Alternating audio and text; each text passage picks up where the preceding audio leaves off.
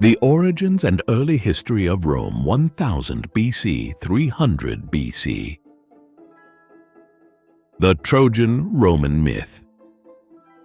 In the first flushes of the Roman Empire, just 8 years after Caesar Augustus had established himself as the absolute ruler of Rome through a series of constitutional changes, one of the classics of Roman literature was published in the city. The Aeneid by the poet and prose writer Virgil told the story of Aeneas, a prince of the fabled city of Troy that had been destroyed at the end of the legendary Trojan War. The Aeneid took the existing myths of the foundation of the city of Rome and added to them. For centuries, Romans had held that their city was founded in 753 BC, when two twins, Romulus and Remus, who had been raised by a she-wolf on the banks of the river Tiber, had founded a city here. The twins, so the legend held, had been abandoned in infancy after a nefarious great-uncle, King Amulius of Alba Longa, had threatened to kill them, fearing they would displace him from his throne when they grew up. The boy's mother was Rhea Silvia, a Vestal virgin of the city of Alba Longa, while legend held that their father was Mars, the Roman god of war. Now, on to this tale of the foundation of Rome by Romulus and Remus, Virgil added another layer with the Aeneid, claiming that Alba Longa had been founded by Aeneas and the exiles he led to the western Mediterranean from Troy centuries earlier. The inference was that Romulus and Remus were descended from the royal family of Troy, and that the city which the twins founded in 753 BC was circuitously a colony of Troy via Alba Longa. There was only one problem with Virgil's origin story. Every single bit of it was fantasy. The Trojan-Roman origin story of Rome was pure myth. The actual origins. In fairness to the Romans, their elaborate origin myth is a bit more exciting than the reality. There are virtually no records pertaining to the history of Rome until the 6th century BC. But in recent decades, archaeologists have firmly concluded that there were a number of villages that were settled around the 7 hills of Rome in the 11th and 10th centuries BC. These villages gradually expanded and then united together to become a town, and then a small city. Where the origin myth might align with the actual history of Rome is that the villages may have begun to form into a town or small city around the 8th century BC. Therefore, while there was no Trojan prince involved, nor a Vestal virgin from Alba Longa, a god of war, a she-wolf, or two twins, it is possible that a recognizable town called Rome first appeared from the older villages around 753 BC. And it is not beyond the realm of possibility that one of the earliest rulers of the town was a man named Romulus, who gave the town its name, for Roman tradition held that he was their first king. The Kingdom of Rome. We are heading into the realm of more concrete history when it comes to assessing the city's history in the 8th, 7th, and 6th centuries BC. In its early days, Rome was neither a republic nor an empire. Instead, it was a kingdom. According to tradition, there were 7 rulers of the Kingdom of Rome between 753 BC and 509 BC, nearly a quarter of a millennium. These were, in chronological order, Romulus, Numa Pompilius, Tullus Hostilius, Ancus Marcius, Lucius Tarquinius Priscus, Servius Tullius, and Lucius Tarquinius Superbus. Yet even when assessing these, there is a problem of separating fact from fiction. For instance, all 7 of these men are alleged to have ruled for a suspiciously uniform period of between 30 and 40 years each. There were no short reigns of the kind, which always appear over a 250-year period in any monarchy. Yet there is no doubt that there is some historicity to the Roman kingdom. For instance, later Roman tradition held that King Numa established many of the laws of Rome, ones that lasted well beyond the era of the kings. These are well enough attested to that Numa must have been a real person. Moreover, the idea that Rome was a monarchy at this point would fit with the general political trends of the 7th and 6th centuries BC, when a great many small states around the Mediterranean went through periods of either monarchical rule or dictatorships. What brought this monarchy to an end in Rome's case were the actions of the 7th king of the city, Lucius Tarquinius Superbus. He is alleged to have imposed heavy taxes on the Romans and acted as a tyrant, such that in 509 BC his own subjects rose up and expelled him from the city. They then decided to establish a republic. Birth of a republic. The records are fairly clear that the Kingdom of Rome was replaced by a Roman Republic in 509 BC, and from this point onwards there is an ever-growing body of documentary and historical evidence available with which to reconstruct the history of Rome beyond the myths which they invented about themselves. The Roman Republic, which came into being in 509 BC, was not a democracy in the modern sense. It was more of an oligarchy, one where a small aristocratic elite held power, somewhat in the vein of the United States or Britain in the 19th century, when elections were held, but only a small proportion of the population was actually allowed to vote, specifically adult men of a certain wealth. The primary governing body of the Roman Republic was the Roman Senate, a parliament of a kind made up of a few hundred of the wealthiest Roman men. There was an age restriction applied to entering the Senate, which eventually settled on having to be at least 30 years old or older. Every year, 2 consuls were elected to serve as the equivalent of prime ministers for that year. Other major magistrates were the tribunes and quaestors. The tribunes, for instance, had control over a wide range of elements of municipal government and were most directly elected by the wider population of the city. Other officers, such as the censors, had powers over the city's culture and served as a kind of morality police. It is from them that the modern word censorship comes. Finally, there were 3 social classes amongst the Roman citizenry, specifically the patrician class of wealthier and more esteemed Romans, the equestrian class of wealthy knights, and the plebeians of less affluent commoners. Over time, these classes would shift, creating social tensions in centuries to come. Of course, there was also the mass of unfree people and people without political and social rights in Rome, specifically slaves, women, and children. These made up the majority of the population, hence the designation of Rome as an oligarchy rather than a democracy, an oligarchy being government by the few, where in a true democracy all adults have the right to vote regardless of gender, financial status, and other factors. This was the system which came into being from 509 BC onwards. It would evolve over time. For instance, we know that the 12 Tablets, a new systematic law code, was promulgated around 449 BC and was set up on physical tablets in the Roman Forum or marketplace for all to see. Early expansion. The early Roman Republic was not a powerful state. It ruled the city of Rome itself and the immediate hinterland, where the patrician and equestrian families had farms and estates.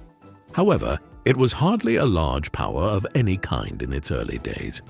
Instead, it looked like a minnow by comparison with the sophisticated culture of the Etruscans, who ruled Tuscany to the north, or the Greek colonies in southern Italy and Sicily. In his meticulous and detailed history of the Peloponnesian War, fought between 431 BC and 404 BC, much of which played out in Sicily and southern Italy, the Athenian historian Thucydides never even mentioned Rome, an indication that it was not a substantial power of any kind in the late 5th century BC, a century after the foundation of the Republic. In fact, in 390 BC, the Gallo-Celtic tribes who ruled most of Western Europe even raided south from the Alps into the Italian peninsula and sacked the city of Rome, carrying off tribute and slaves. Perhaps the shock of this event in 390 BC was what inspired the Romans to reform their citizen army and to engage in a more aggressive approach to their neighbors. For beginning around the middle of the 4th century BC, the Romans engaged in a series of conflicts with their neighbors in central Italy to expand their territory. Through the Latin and Samnite Wars, fought between around 343 BC and 290 BC, the Romans would emerge as the dominant power in central Italy, expanding south to Capua and Neapolis, the ancient name of Naples, east to the Adriatic Sea, and north into Tuscany and Umbria. At last, many centuries into its history, Rome was beginning to emerge as a substantial power.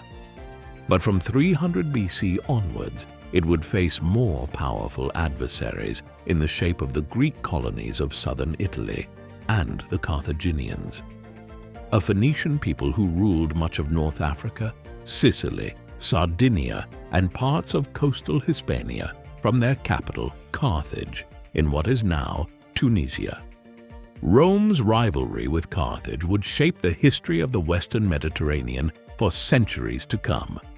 The Roman Republic and the conquest of the Mediterranean world, 300 BC, 80 BC. Introduction: A Temple in India. Very few maps have survived from the ancient world. There are really only a handful of world maps that we know were produced in the Roman Empire over a period of several centuries. However, one of these, the so-called Tabula Peutingeriana, provides striking evidence of the breadth of Rome's influence across much of the world.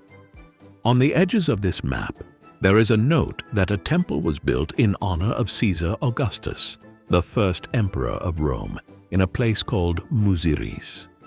This, by itself, is not unusual.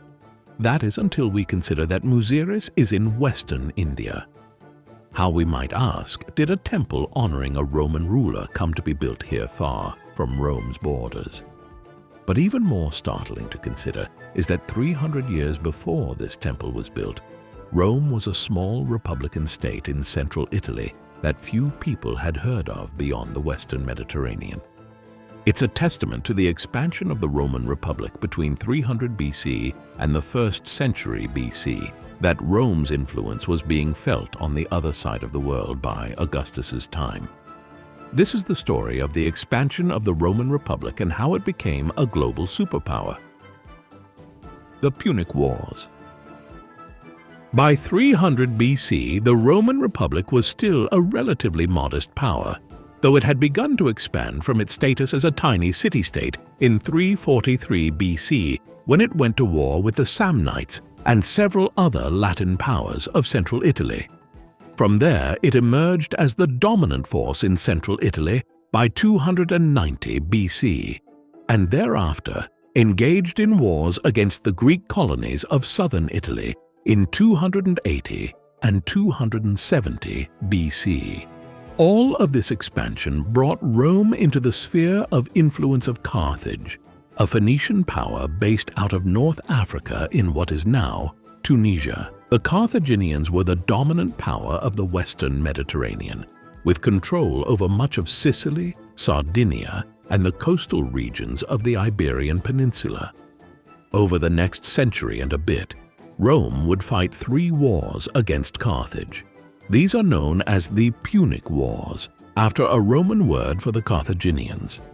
Of these, the first 2 were the significant ones. The First Punic War was fought between 264 BC and 241 BC, while the Second Punic War was fought between 218 BC and 201 BC. The first primarily consisted of clashes for control of Sicily and Sardinia. In the course of it, Rome was forced to become a major naval power for the first time. Eventually, it managed to emerge victorious and claim the Italian islands from the Carthaginians.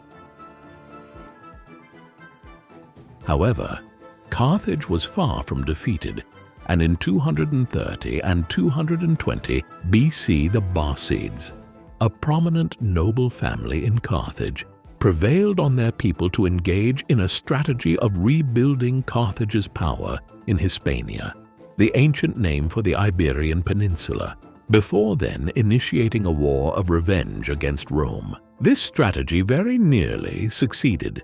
It began in 218 BC, when one of the Barcids, the Carthaginian general Hannibal, famously led an army that included elephants from North Africa from Hispania into southern France, and then over the Alps into northern Italy.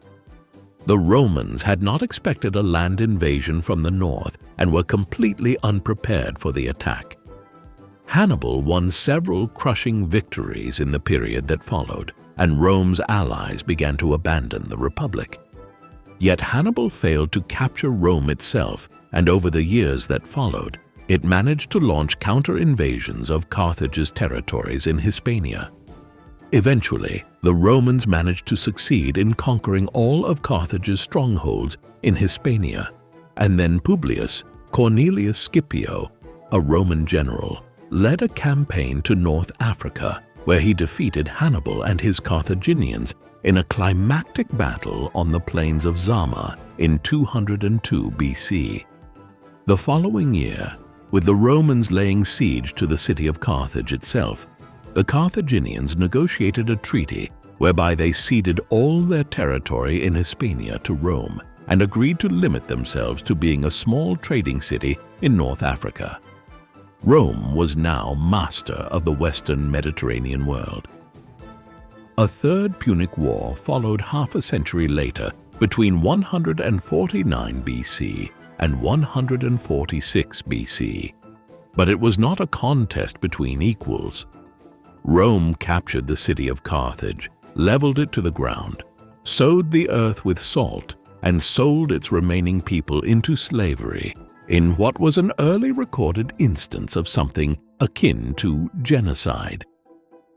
Expansion in the East.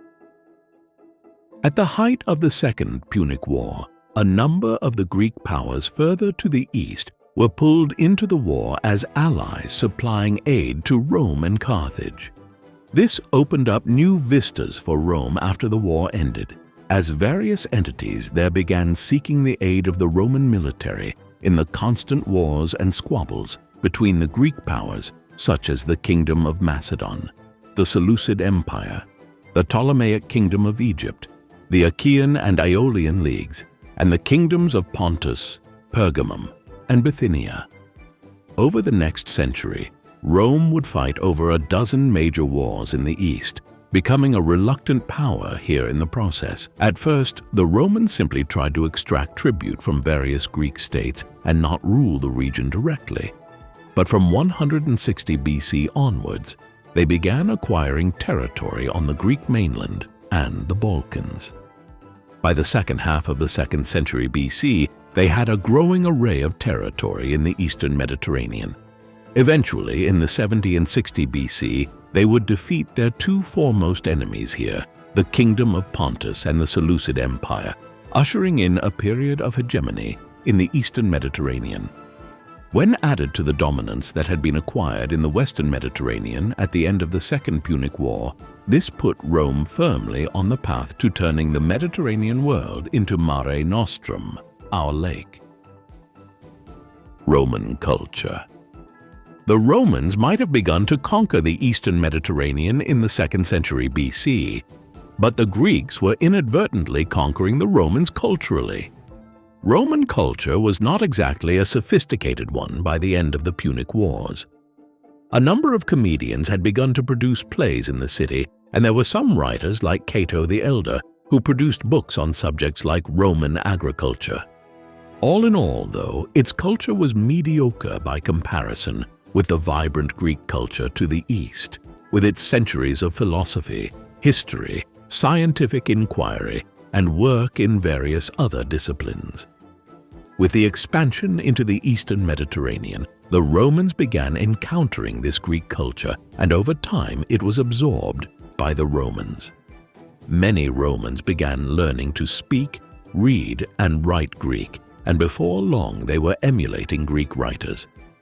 For instance, Virgil's Aeneid, the greatest epic prose work of Roman literature, was very consciously written in emulation of Homer's Iliad, the greatest work of Greek epic prose. Roman historians like Livy were copying the methods of Greek forebears such as Thucydides and Herodotus.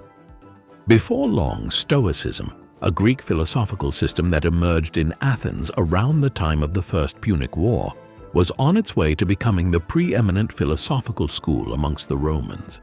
Thus, while the Romans conquered all before them, they also absorbed the culture of the people they conquered. Social problems and the crisis of the Republic.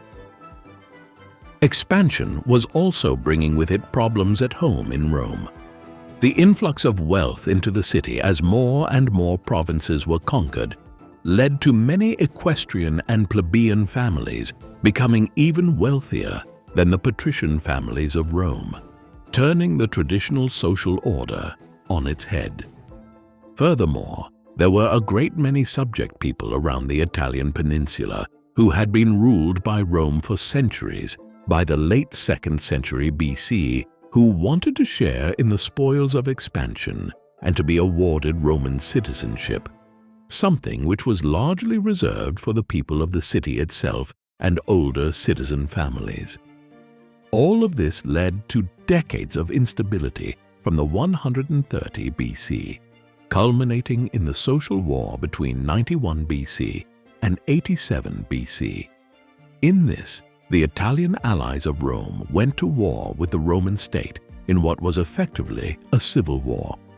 It only ended when the Senate agreed to extend the privileges of Roman citizenship to all free people living on the Italian peninsula. It would be another 3 centuries before that privilege was extended to all subject people of Rome. Marius versus Sulla. The social war and the crisis it wrought was just one issue confronting the Roman Republic. A far graver one was the rise of overly powerful generals. As Rome expanded year after the Punic Wars, Roman political life became more and more about acquiring military commands in the East and then using conquests there as a springboard to wealth and power back home in Rome.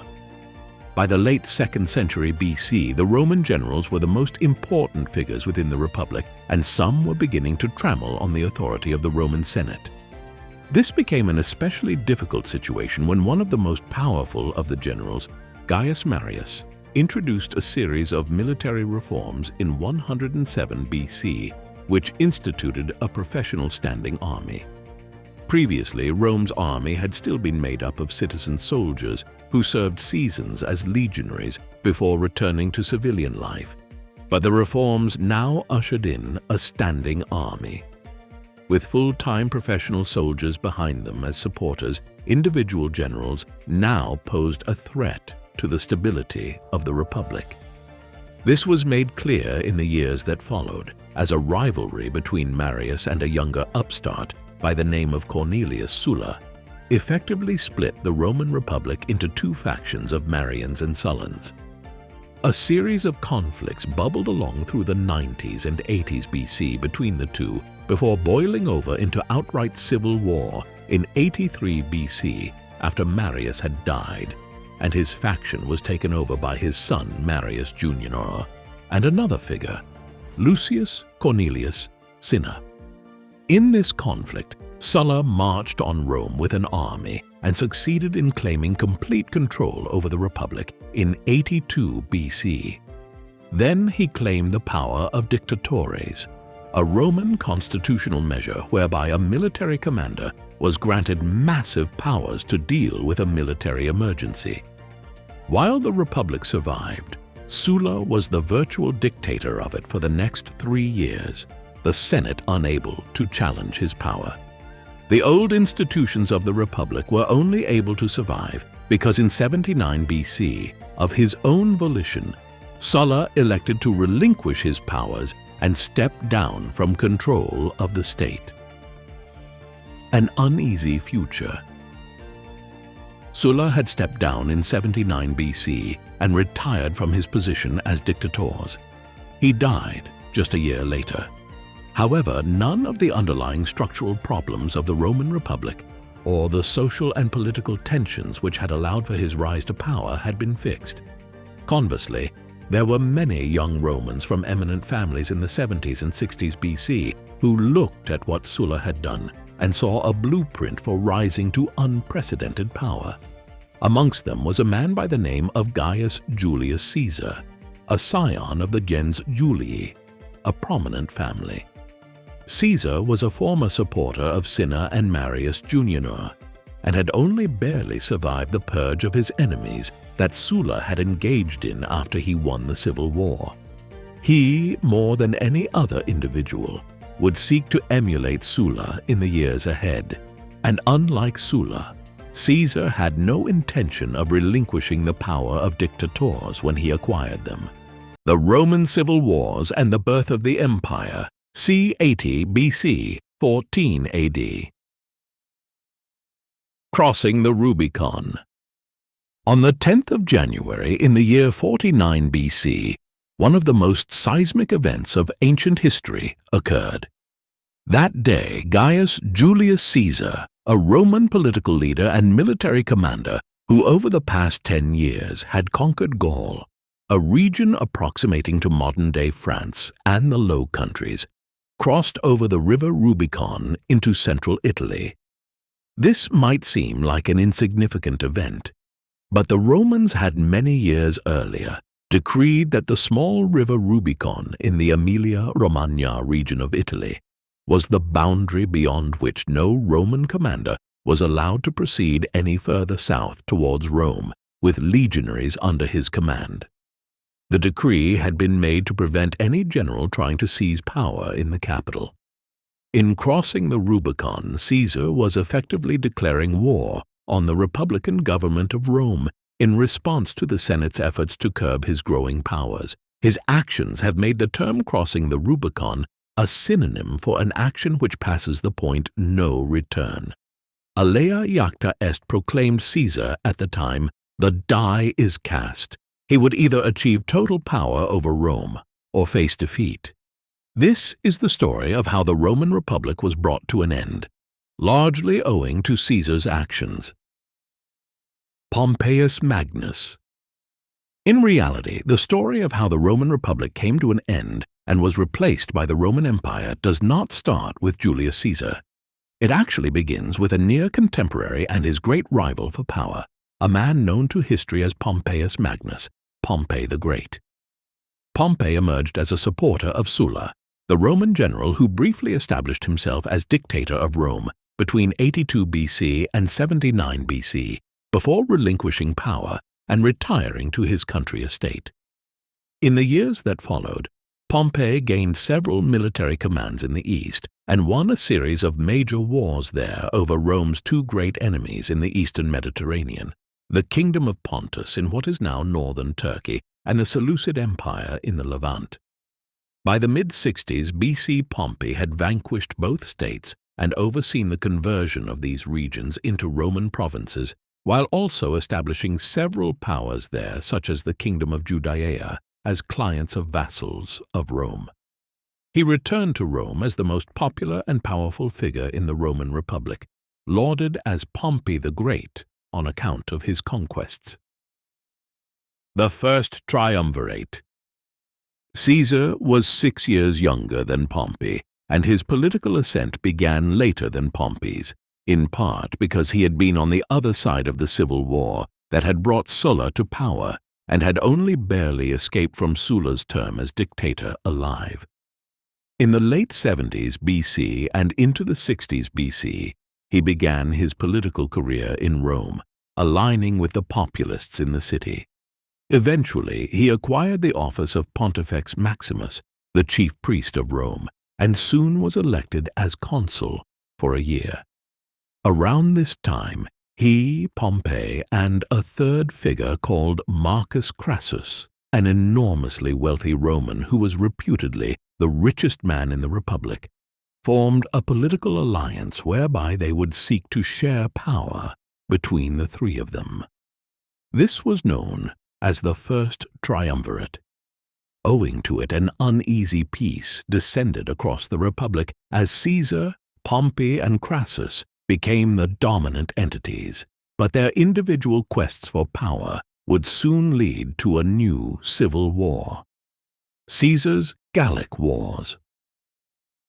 In 59 BC, Caesar was able to choose a province in which he wanted to become governor of for a term, a perquisite of having just served a term as consul in Rome. He chose southern Gaul, a region which equates to southern France and the border into what is now northern Italy. His plan in doing so was to campaign over the Alps and into Gaul proper, a region where a mass of Celtic tribes remained independent from Rome and a powerful entity in their own right. Over the next decade, he would engage in one of the most strategically brilliant military campaigns undertaken by any Roman general, conquering all of Gaul and adjoining regions, a landmass equivalent to much of modern-day France, Belgium, Luxembourg, parts of the Netherlands, and Switzerland. In doing so, he won enormous renown back in Rome. Before long, the First Triumvirate collapsed as Crassus was killed while campaigning against the Parthian Empire in the east. Following this, Pompey felt his position as Rome's greatest general was threatened by the rise of Caesar as the new conquering hero of the 50s BC. The stage was set for a showdown between Caesar and Pompey. Caesar versus Pompey. It was not simply that Caesar and Pompey were rivals. Increasingly, they were the leaders of two rival factions. Caesar was the head of the Populares, a group of Roman politicians who had little respect for the traditions of the Roman Senate and instead tried to claim power by gaining the support of the wider population of Rome. The other faction led by Pompey was the Optimates, the traditional and more conservative faction within the Senate. They viewed Caesar and his followers as dangerous demagogues. Thus, in the late 50s BC, they began moving to have Caesar charged with multiple breaches of Roman law and the bounds of his authority in Gaul. It was this effort to undermine him in Rome which eventually led Caesar in 49 BC to bring his legions south from Gaul and to cross the Rubicon, signaling the commencement of a civil war between the supporters of Caesar and Pompey. The war would last for years, with separate fronts in places like Hispania and Sicily being fought well into the 30s BC by supporters of Pompey who refused to accept Caesar's victory. But in reality, the main war was over very quickly. Pompey and the Optimates left Italy in 49 BC before Caesar and his men reached Rome. They regrouped and gathered their forces in Greece, where Caesar pursued them. In the late summer of 48 BC, the decisive battle was fought at Pharsalus. Here, Caesar won a major victory against the Pompeians. Pompey then fled to Egypt, where supporters of Caesar killed him. Meanwhile, Caesar, who in 49 BC, after crossing the Rubicon and entering Rome, had claimed the power of dictators, a constitutional mechanism whereby a military commander could hold greater powers than any other figure in the Republic to deal with an emergency of some kind, returned to Rome. There he did not relinquish the power of dictatores once the military emergency of the Civil War passed, and began to rule Rome in a monarchical fashion. Unlike Cornelius Sulla 3.5 decades earlier, there seemed to be no possibility that Caesar would retire quietly to his country estate. The death of the Dictator and the Second Triumvirate. Caesar introduced wide-ranging reforms in Rome following his victory over Pompey and the Optimates, some of which are still with us in ways we often do not appreciate. For instance, the Gregorian calendar, which is used in most countries today, is a slightly altered version of the Julian calendar devised by Caesar and his government. The month of July is named after Julius's. Calendars aside, not everyone was happy with their would-be monarch. Regional civil wars continued to rage in some of the provinces. More importantly, there was a growing opposition party within Rome itself, some of the members of which were former allies of Caesar's who wished for him to now relinquish power like Sulla had done years earlier. Caesar did not, and in early 44 BC, he even declared himself to hold the power of dictators for life.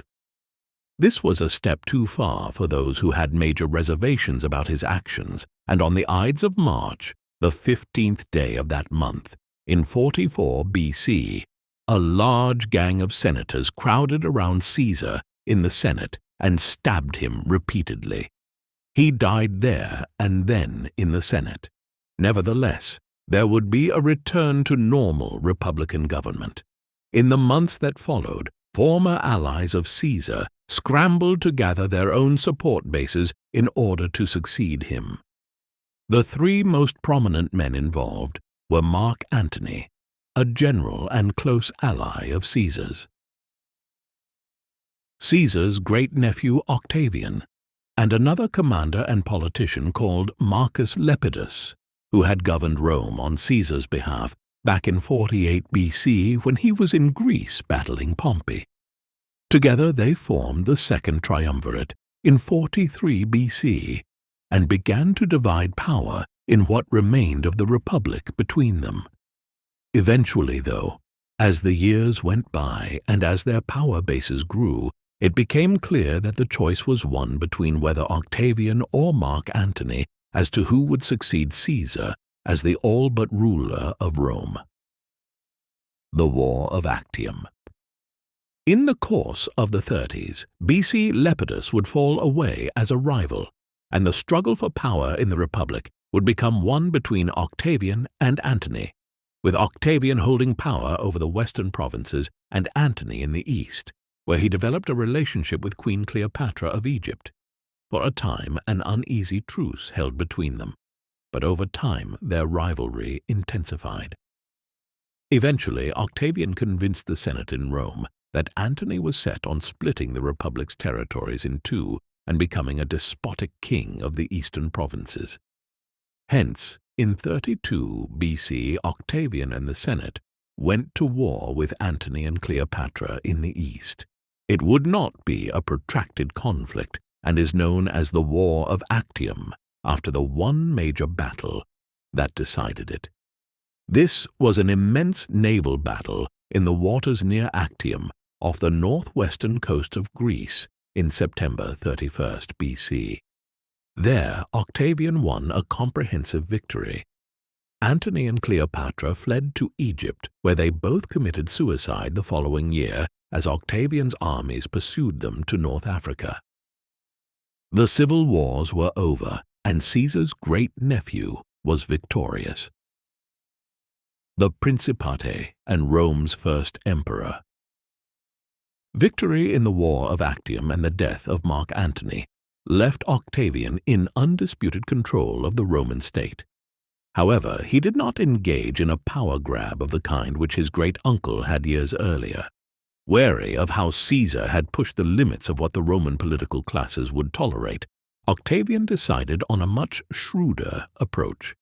In 27 BC, he introduced a series of constitutional changes. He did not declare himself to be a dictator. Instead, he adopted a series of titles and powers, all while making it clear that he was now the first citizen of Rome, not its ruler, but the first among equals. We should be in no doubt, though. Octavian had claimed absolute power, and over time one of the titles he had claimed, Imperator, a title meaning commander, came to define the new political dispensation. We know the term as emperor today, and the state he created as the Roman Empire. In addition to adopting the title of Imperator, he also changed his name to Caesar Augustus, Caesar in honor of his great-uncle, and Augustus meaning revered one. Over the next 41 years of his long reign, Augustus brought peace and prosperity. Augustan culture flourished, with great writers and poets like Virgil and Ovid producing some of the foremost Roman literature ever produced, while Augustus also began a monumental building project in Rome, famously quipping that he found Rome a city of brick and left it one of marble. The Roman Empire was born. The Roman Empire, 14 AD, 180 AD. Incitatus. Around 40 AD, a peculiar event occurred in the history of the Roman Empire. It was at that time that Caligula, the third of the emperors of Rome, a descendant of both Julius Caesar and Caesar Augustus, and a young man who had succeeded as emperor in 37 AD when he was just 14 years old, decided that he was going to make a certain Incitatus one of the two consuls of Rome for a year. The Republican magistracies like consul, tribune, and quaestor were all still functioning offices under the empire and continued to be positions of considerable esteem, ones which were prized by the old senatorial families of Rome. That made Caligula's decision to make Incitatus a consul especially troubling for many. You see, Incitatus was Caligula's horse. For obvious reasons, the Roman elite did not look favorably at this decision, viewing it as an insult to the office of consul and the traditions of Rome. Thankfully, Caligula soon backtracked on this decision, but it was just one sign of his generally tyrannical behavior, and not long afterwards the Praetorian Guard, the imperial bodyguard within the city, murdered the emperor and placed his cousin, the middle-aged Claudius, on the throne. This entire incident was symptomatic of the wider history of the Roman Empire, a time of questionable emperors, murderous imperial bodyguards, and cutthroat politics. Here we explore the history of the Roman Empire in the 1st and 2nd centuries AD. Suetonius, Tacitus, and the Cursus Honorum. Any assessment of the emperors of this time has to take into account the inherent biases found in the main sources of their reigns. For the era between the age of Caesar Augustus down to the end of the Flavian dynasty, over a century later, we are broadly reliant on two ancient historians, Suetonius and Tacitus. Suetonius was a secretary in the imperial government at Rome, who in the early 2nd century AD wrote a book entitled The Lives of the 12 Caesars, a series of 12 biographies of the first 12 rulers of Rome, from Julius Caesar and Caesar Augustus down to Domitian. Tacitus was a Roman senator and a contemporary of Suetonius who composed two different works, the Histories and the Annals, which provided lengthy histories of the Julio-Claudian dynasty, founded by Caesar and Augustus, and the Flavian dynasty that followed. However, it is now widely appreciated that these two works have to be approached carefully.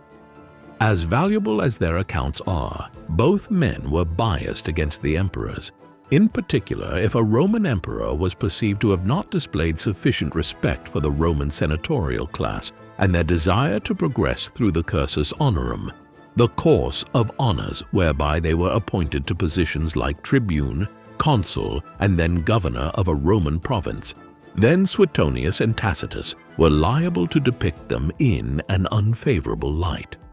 For instance, it's usually agreed that Caligula was indeed unhinged, but scholars in recent decades have become less accepting of the negative depictions of emperors like Tiberius and Nero found in the writings of Suetonius and Tacitus. The Julio-Claudian Emperors. Caesar Augustus died in 14 AD after what would turn out to be the longest reign in the history of the Roman Empire. He did not have a biological son to succeed him, but his extended family would provide heirs over the next half a century. All 4 emperors followed in the Julio-Claudian dynasty he founded. The first of these was Tiberius, Augustus's stepson, who ascended in 14 AD and ruled down to 37 AD. He was followed by the deranged Caligula, who only ruled for 4 years before he was murdered. His replacement, Claudius, ruled down to 54 AD before he died, perhaps under suspicious circumstances surrounding the consumption of poisonous mushrooms. The 5th and final Julio-Claudian ruler was Nero, who then reigned until 68 AD. Generally, all 4 of these rulers were presented in a negative light by Suetonius and Tacitus. Tiberius was seen as being aloof and spending much of his time absent from Rome, leaving the head of the Praetorian Guard, Sejanus, to exercise excessive power in Rome in his absence. Caligula was guilty of worse than simply trying to make his horse a consul.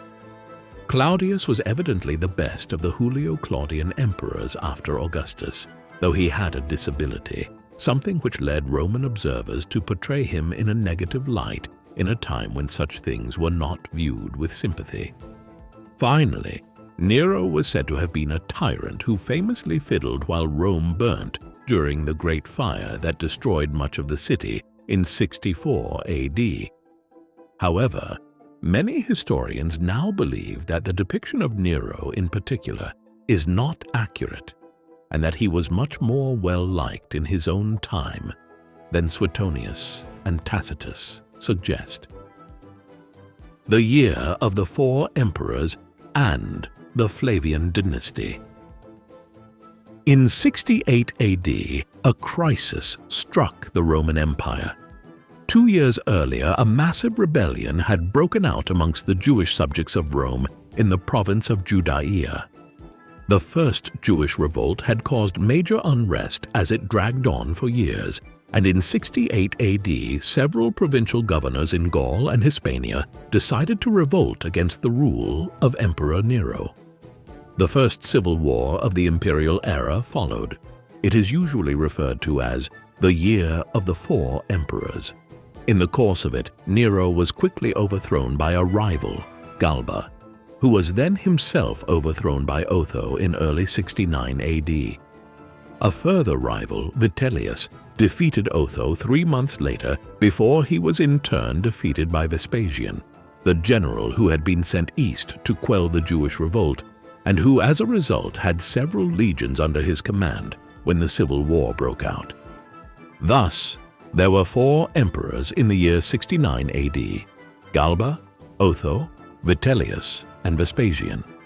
Vespasian managed to secure his position in the long term and founded a new ruling family, the Flavian dynasty, so named as he hailed from the gens Flavia.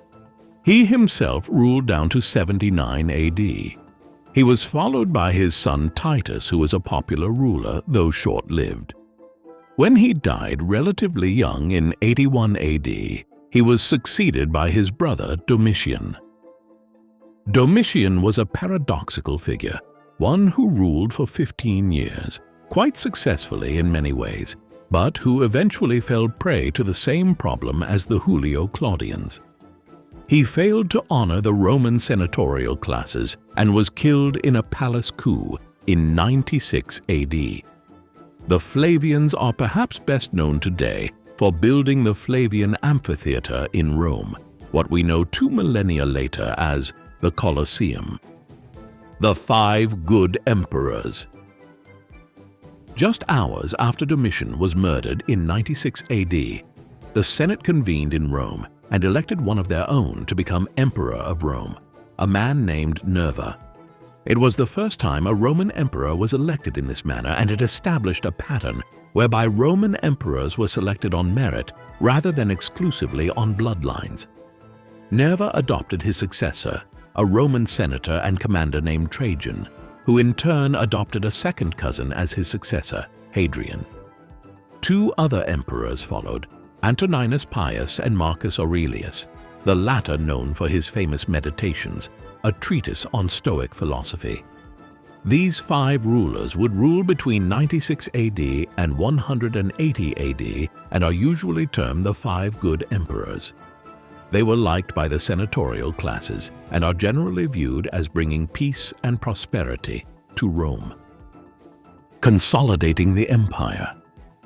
What most of these emperors, be they Julio-Claudian, Flavian, or otherwise, had in common was that they were working to consolidate the Roman Empire rather than expand it. On his death, Caesar Augustus had left instructions that his successors should not try to expand the empire further, but should instead strengthen its borders at natural defensive points, specifically the Sahara Desert in the south, the Syrian Desert in the east, and the rivers Rhine and Danube in the north. Most of his successors followed his advice. Claudius was unusual in that he invaded Britain and began a gradual conquest of what are now England and Wales. Beyond this, the only major conquests were undertaken by Trajan. He conquered the kingdom of Dacia in what is now Romania, annexed the Nabatean kingdom in Jordan, Sinai, and northwestern Arabia, and even invaded and occupied the Parthian Empire in Mesopotamia and Persia, though the latter conquests were quickly abandoned by Hadrian. The result was a more streamlined empire, one with a massive series of fortifications across Europe along the natural defensive points of the rivers Rhine and Danube. Life in the Roman Empire. As a result of this strategy of consolidation, a period of peace known as the Pax Romana, the Roman peace, ensued. It contributed to the stability and prosperity of life in the Roman Empire. This was one of the best times to be alive in pre-modern times, at least if you were a free person. At least 20% of the population of the empire were slaves. For those who were free, trade flourished, commerce prevailed, and there was a wide range of entertainment and culture to avail of. This was also one of the most urbanized societies of pre-modern times, with around 20% of people living in cities and towns. Excellent roads allowed for swift travel between cities, and the aqueducts delivered clean water to fountains dotted around the cities. All in all, historians estimate that living standards in the Roman Empire were as high as they were in Europe in the 18th century at the dawn of the Industrial Revolution.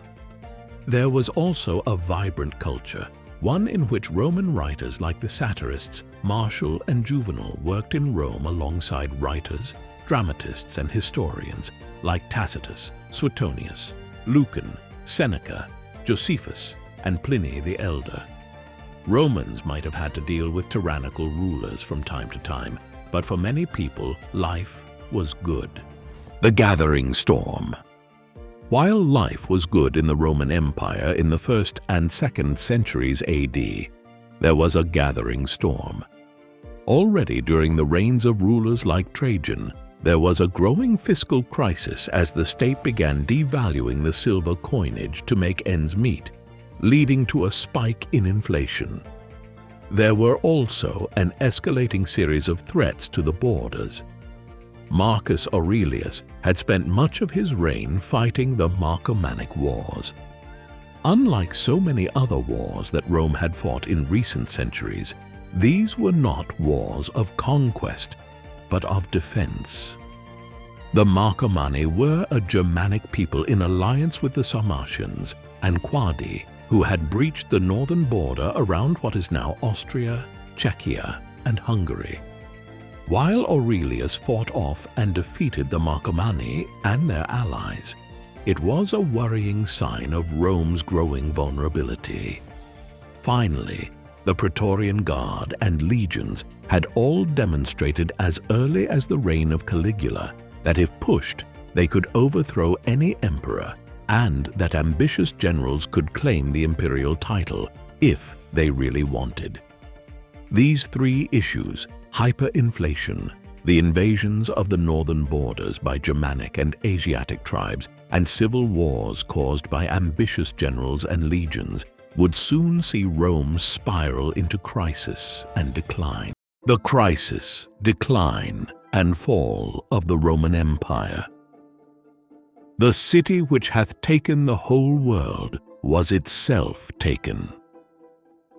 Writing around 411 CE, Jerome, one of the great early church fathers, a writer who framed elements of Christianity for centuries to come, described an immense event he had just recently heard about.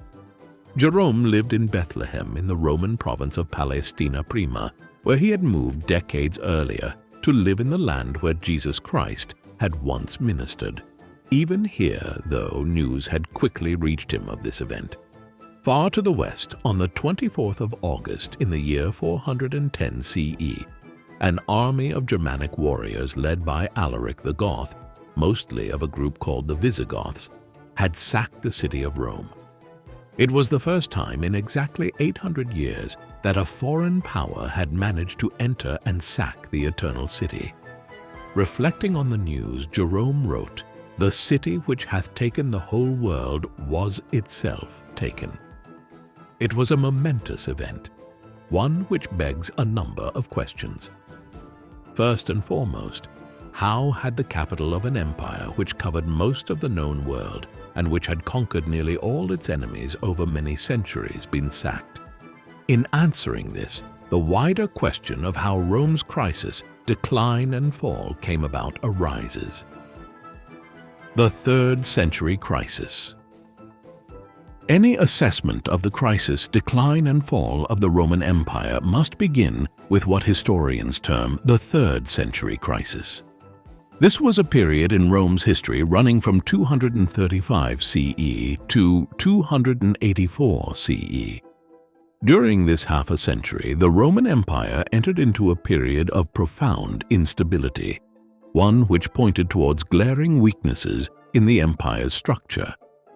As recently as the first half of the 2nd century CE, the Romans had seemed invincible, continuing to conquer people such as the Britons, Dacians, and Nabateans when they cared to, while Emperor Trajan had even marched into Mesopotamia and temporarily conquered the Parthian Empire, Rome's bitterest enemy, in a swift campaign between 114 CE and 117 CE.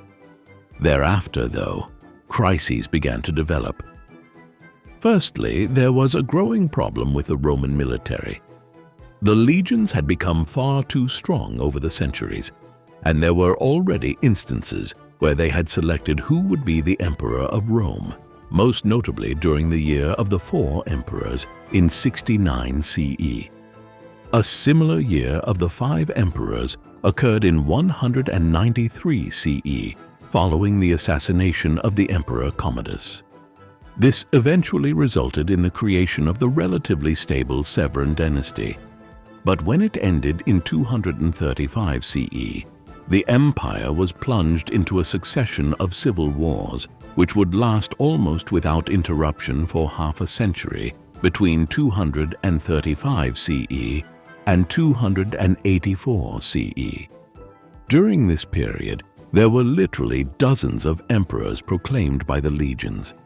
Some only ruled for a period of months before in turn being deposed and replaced. Others only held control of small amounts of territory. Historians remain divided on exactly how many of these pretenders to the imperial title even count as emperors. The never-ending civil wars in turn created a fiscal crisis as successive rulers began reducing the silver content of the Roman coinage in an effort to pay off the legions to support them. This, in turn, created a spiral of hyperinflation, with the Roman coins being reduced to as little as 5% silver. Finally, this era saw the beginning of the Völkerwanderung, the wandering of the people, a period in which Germanic and Asiatic tribes from Scandinavia, Eastern Europe, and east along the Pontic-Caspian steppe to the Asian steppe began migrating westwards into Central Europe to the borders of the Roman Empire. By the 2030s, CE tribes such as the Franks, Sarmatians, and Alemanni were breaching Rome's northern border and invading Gaul and other provinces. It was the beginning of 2.5 centuries of unceasing attacks on Rome's borders along the River Rhine and River Danube. All of this brought the empire to its knees in the middle of the 3rd century CE. It would soon recover from this initial crisis, though only to some extent. The reforms of Diocletian and Constantine. The 3rd century crisis did not bring about Rome's fall. Instead, the situation was stabilized from 284 CE onwards, after a military commander by the name of Diocletian came to power as emperor. Diocletian would reign for over 2 decades and would initiate a series of reforms which stabilized the empire. He introduced some reform of the coinage, implemented measures designed to reduce the anarchy which the legions had introduced into Rome's politics, and, most importantly, created a system of co-rulership within the empire which would have major consequences for the remainder of the empire's history. This involved the administrative division of the empire into western and eastern halves. There would then be 4 rulers going forward, a senior emperor in the west and one in the east, and a junior emperor underneath each of these. When a senior emperor died, he would be automatically succeeded by the junior one, who would in turn appoint a new junior emperor to succeed him one day. Diocletian's system, known as the Tetrarchy, was pivotal in beginning the process whereby the empire was split in 2. His reforms were matched in importance by those introduced by his near successor, Constantine the Great. After winning a new civil war in 312 CE, he began the process of establishing Christianity, a religion which had ballooned in popularity across the empire during the 3rd century crisis, as the official religion of the Roman Empire. This was a seismic event, one which would transform European society over time. Rome would soon be gone, but its legacy to the medieval world would be Christianity, a monotheistic religion, where one god was worshipped rather than a polytheistic one, where multiple gods were worshipped of the kind which had dominated the ancient world. The Goths and the division of the empire. While Diocletian and Constantine had done much to stabilize the empire after the crisis of the 3rd century, notably in terms of ending the perpetual civil wars and reforming the coinage, they could not stop the tide of migration of Germanic and Asiatic tribes across Eurasia to Rome's borders. By the time Constantine died in 337 CE, new groups were emerging north of the Black Sea. The foremost were the Goths, a Germanic people who had possibly migrated south from Scandinavia. They would soon split into 2 confederacies known broadly today in the historiography as the Visigoths, or Western Goths, and Ostrogoths, or Eastern Goths. Further to the west, the Franks and groups such as the Alemanni, Burgundians, Saxons, Angles, and Vandals continued to press on the Rhine border, often infiltrating the border for many years and pillaging the rich towns and cities of the empire. It was in this environment that the system of multiple rulers that Diocletian had set up decades earlier would lead to a full-blown division of the Roman Empire. Over time, the senior emperors in Rome and the eastern capital that Constantine had built during his reign, Constantinople, modern-day Istanbul, began playing the Germanic tribes off against one another.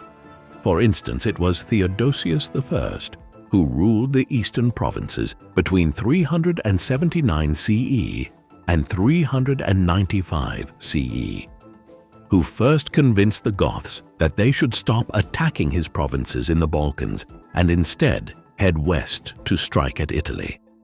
The result, after years of attacks, was the sack of Rome by the Goths in 410 CE. the Scourge of God. 410 CE was an important watershed moment in Rome's history in more ways than one.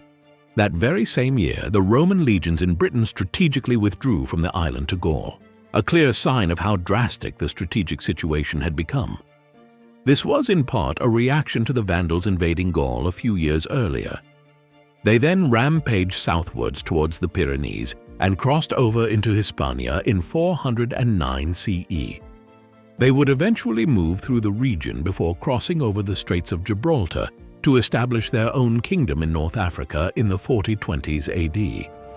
This left the Western Roman Empire largely reduced to Italy, the Alps, Gaul, and Hispania. And this would not last much longer either. In the 4030s AD, it met a new nemesis, one which Roman Christians came to know as the Scourge of God. This was Attila the Hun, leader of the Huns, a great confederacy of Asiatic people who had conquered a vast swathe of territory between Hungary in the west to the Ural Mountains in the east. In the 4030s and 4040s, CE Attila invaded the Roman Empire on many occasions and obtained huge tribute from Rome to stop him from invading Italy itself and sacking the city again. His premature death in 453 AD was all that saved the Western Roman Empire from ultimate destruction at the hands of the Huns. The end of the Western Roman Empire. Attila's death in 453 CE might have seemed like a great reprieve for the Western Roman Empire, but it was entirely illusory. Just 2 years later, the Vandals, who had conquered much of North Africa and established their own kingdom there several decades earlier, launched a naval expedition back across the Mediterranean and had sacked Rome in 455 CE, the second time in less than half a century that the Eternal City had fallen prey to a foreign foe. The manner in which they ransacked the city saw them leave their name, the Vandals, behind as a byword for mindless violence. Vandalism, it was the beginning of the end. By then, Germanic warlords were establishing themselves as the rulers of a number of Germanic kingdoms throughout the former provinces of the Western Roman Empire. The Franks and Burgundians took over Gaul. The Suebi and Visigoths acquired control over Hispania, while the Ostrogoths, after much wandering around Europe over the previous 2 centuries, finally moved into the Italian peninsula and took control of it. In 476 CE, the inevitable happened. One of the leaders of this Ostrogothic horde, a warlord by the name of Odoacer, deposed the last ruler of the Western Roman Empire, Emperor Romulus Augustulus. With this, the empire in the West came to an end just over half a millennium after Caesar Augustus had become the first Roman emperor in 27 BCE. It was a defining historical moment, one which is seen as marking the final transition from the world of antiquity into the medieval era. The Byzantine Empire. Of course, the Roman Empire did not completely cease to exist in 476 CE. To the east, the Eastern Roman Empire was still proving quite resilient in the face of attacks against its borders in the Balkans and the Middle East. In fact, in the early 6th century CE, during the long reign of Emperor Justinian, it would launch expeditions westwards and reconquer substantial parts of the Western Roman Empire in Italy, North Africa, and along the Mediterranean coastline of Hispania. Ultimately, the Eastern Roman Empire would last for nearly 1,000 years after the final collapse of the Western Roman Empire. It was only in 1453 that Constantinople was finally conquered by the Ottoman Empire of the Turks, and the Roman Empire in the East ceased to exist. However, this was clearly a different polity to the Roman Empire that had birthed it. This was a power ruled by Greek Christians and adhering to very different cultural and social mores than had the Latin Romans of antiquity, a development made clear in that historians refer to this as the Byzantine Empire after the 5th century CE rather than the Eastern Roman Empire. The Roman Empire died in the 5th century CE. It had come about after a long process of crisis, decline, and fall. If you liked the video, don't forget to hit the like button and subscribe to the channel. We'll see you next time.